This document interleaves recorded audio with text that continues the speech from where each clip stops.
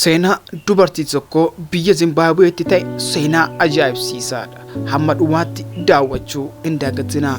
Ammuma YouTube kanaaf haaraa yoo taatan subscribe gochuun jalqabaa.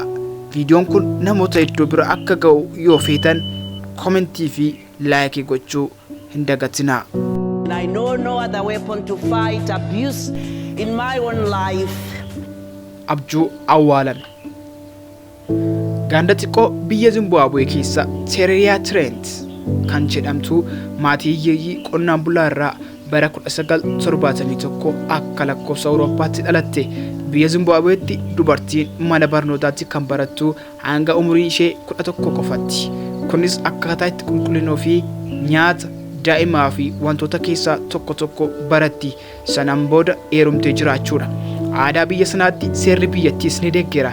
Tereriyaan egaa ganda baadiyyaa keessatti kan dhalatte yoo ta'u, carraa hanga kutaa lamaatti barachuu illee ni dhabde. Obboleessa ishee waliin gara magaalaa deemte akka barattuufis maatiin hin eeyyamne. Carraa biraa dhabdus kitaabota obboleessa ishee dubbisaa ofumaan of barsiisuu eegalte. Hojii manaa barsiisaan kennus obboleessa isheef ni hojjetti. Sammuun ishee uumamaan adda ture. Obboleessi ishee barnootatti hagas mara yoo turuu baates hojii manaa sirnaan hojjetee qabxii gaarii fiduun barsiisaa isaatiin dinqisiifamaa dhufe. Sochii daree fi qormaatatti garuu qabxiin isaa gadi bu'aadha. Kanas barsiisaan eenyu akka hojii manaa hojjetu yoo gaafatu obboleettii isaa Tereriyaa ta'uu itti hime. Barsiisichis maatii isaatti xalayyaa akkas jedhu erge. Xalayyichis humna kuusuun leenamaa jir kunuun gaashii tolu maatu anta ga'eer baashin kan jedhu yoo ta'u, hiikaan isaas warqeen dukkana keessatti ni calaqqisa yoo ta'e iftiin barbaachisu kan jedhu ture. Xalayyaan sun akkuma maatii bira gaheen maal jechuu akka ta'e gaafachuuf borumtaa isaa abbaan Tereriyaa mana barnootaa deeman. Barsiisichis Tereriyaa akka barattu cimsee kadhate. Abbaan ishees tole jedhee Tereriyaan mana barnootaa galche. Hanga kutaa lamaattis barattee umuriin ishee 11 ga'e. Kunis barnoota ishee akka ittiin fufne gufuu itti ta'e. Akka aadaa biyyattiitti heerumtee jireenya ishee jiraachuun dirqama biraati ni heerumtes. Tereriyaan eeboo barnootaa qabdu dirqama taanaan haadha ijoollee taate. Gaaf tokko osoo raftuu abjuu isheetiin eksteeshinii fayyaa naannoo sanaa dubartoota walitti qabuun maal ta'u akka waan gaafattiin turte. Dubartiin sunis lammii Ameerikaati. Dubartoota hunda dabareen erga gaafatteen booda Tereriyaan gaafatte. Tereriyaanis daqiiqaa tokkoof callistee booda garuu gara Ameerikaa deemee barnoota koo baradhee digiriin eebbifame maastarsii fi dooktareetis xumuree gara biyya kootti deebi'ee lammii koof barnoota ga'aa kennuudha jette.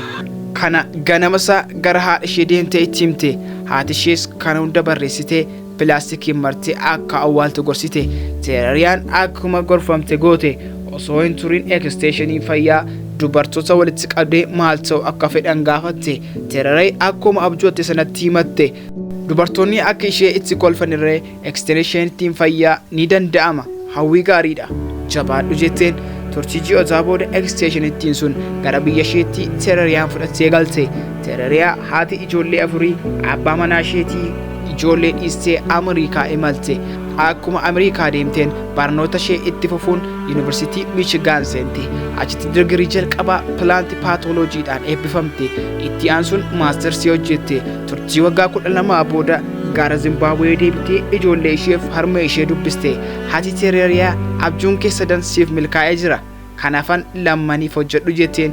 Tereriyaanis waraqaa awwaalte sana fuutee abjuu ishee sadan mallattoo raayitiitti gootee deebistee awwaalte. Kanumaan gara Ameerikaa deebitee dooktareetii ishees barattee eebbifamte. Itti aansuudhaan dhimma ijoollee ishee mataa bowwoo itti saanaan gara biyyaa deebite. Dr. Tereriyaa Trent dubartii cimtuu mirga dubartootaaf falmitee sagalee ishee dhaga'ame taate. Seera dubarrii barachuun hin danda'amu jedhu sirreessite. Mana barnootaa 711 banuunis barattoota 57,861 carraa barachuu kennite. Mana barnootaa ofii ishee itti baratte dabalatee mana barumsaa 261 kan sadarkaa isaa eeggate taasifte. Hanqinni meeshaalee barnootaa Zimbaabuweetti mudatu harka 67 hir'iste. Sadarkaa addunyaattis dhaabbata gargaarsaa daa'immanii Tereriyaa Trent jedhu biyyoota hedduutti hundeessuun hojiirra oolchite. Dr. Tereriyaan abjuun ishee 5 sororfattee yaada hin danda'amu jedhu qaanessite.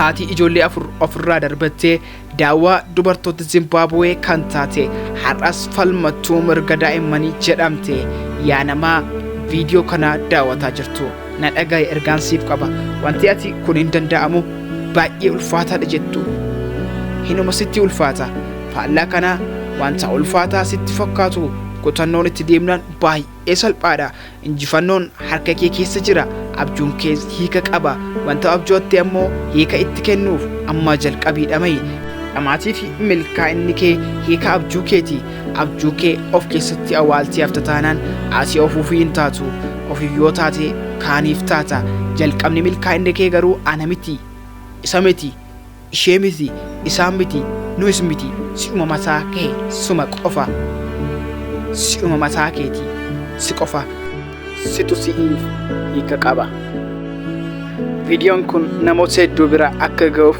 sheer gochuu hin dagatinaa yaadaa fi gaaffii yoo qabaattan immoo koomentii jalatti naaf barreessaa akkasittiin qindeesse kan isiniif dhiyeesse an Ermiyaas Tolasaatiin torban gaarii